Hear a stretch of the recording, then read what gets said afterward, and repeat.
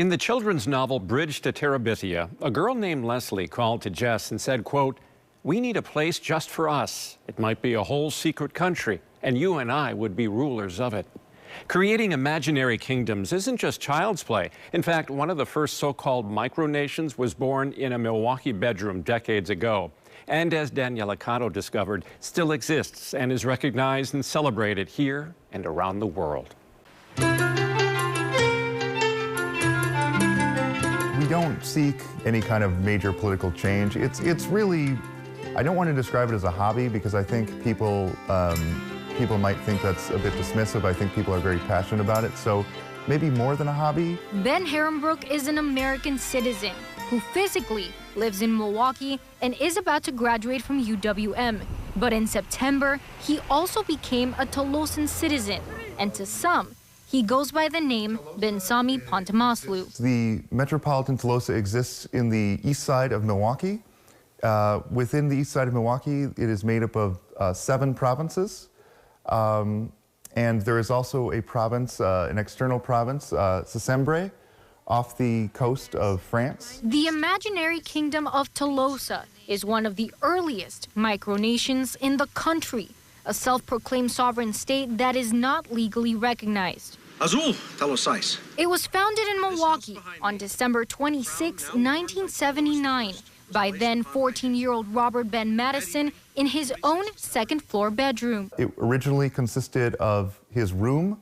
The room was divided into provinces. The original province of Talossa was called Vuode, which means bed in the Finnish language. According to Madison's map, the kingdom's so-called physical borders stretch from Milwaukee's Upper East Side to the downtown area. It's a unique community, but it's a community that, you know, people feel like they belong to and are very proud and happy to belong to it. Its national cuisine is Taco Bell, and national songs include hits by ABBA and Fleetwood Mac. And like any nation, it has its own flag, its own language with a vocabulary of 150,000 words, and its own government. Bicameral 2 houses.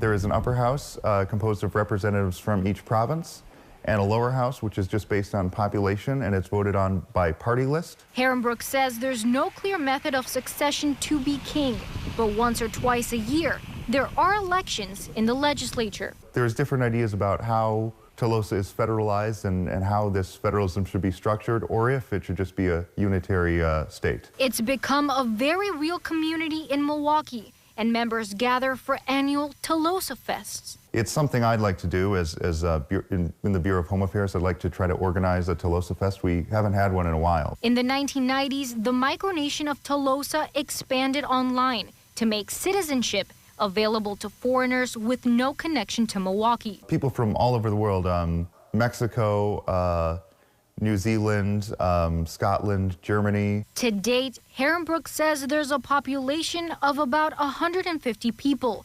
But why would someone want to be a part of this unrecognized and fabricated world? I think the reason that it kind of grew and expanded is because it was just something people wanted to be a part of. They wanted to kind of help build something in a kind of not exceptionally politically serious, but still meaningful way. So meaningful that some Talossans actually rebelled, viewing the founder and king as tyrannical. And by the early 2000s, Madison abdicated his throne. There is a Republican movement within Talossa who would like to see Talossa become a republic. That is one of the issues of more or less friendly, but sometimes still passionate areas of contention. Its escapism element creates a sense of community that Herrenbrook says isn't just fun. For many, it's fulfilling. We're all very in tune with the reality of the situation. I'll make that clear. We know that it doesn't have any real political or geopolitical significance. Talossa was interesting to me because I really love